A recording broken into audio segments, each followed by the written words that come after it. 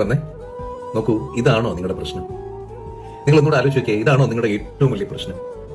പ്രിയപ്പെട്ടവരെ, ഇന്ന് കിടന്നുറങ്ങി നാളെ എഴുന്നേൽക്കുമ്പോൾ നമ്മളുണ്ടോ നമുക്കറിയില്ല. അറിയോ? നമ്മളൊരു വളവ് തിരിഞ്ഞ് വണ്ടി ഓടിച്ചു പോകുമ്പോൾ അപ്പുറത്തേക്ക് നമ്മളുണ്ടോ ഇല്ലയോ നമുക്കറിയില്ല. അറിയോ? തൊട്ടടുത്ത നിമിഷം വരാനിരിക്കുന്ന മണിക്കൂറിൽ നമ്മൾ എന്താണെന്ന് നമുക്കറിയില്ല.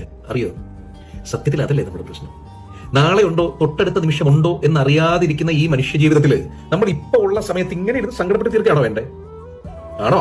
എന്ത് വലിയ വിഷയമാണെങ്കിലും, അതിപ്പോ നിങ്ങളുടെ ഭയങ്കരമായിട്ടുള്ള മാനസിക പ്രശ്നമാവട്ടെ, ഭയങ്കരമായിട്ടുള്ള ഫ്രസ്ട്രേഷൻ ആവട്ടെ, നിങ്ങളുടെ സാമ്പത്തിക പ്രശ്നമാവട്ടെ, വഴക്കുകളാവട്ടെ, പിണക്കങ്ങളാകട്ടെ, ഇതിങ്ങനെ തന്നെ നിലനിൽക്കുമെന്ന് വിചാരിക്കാണോ?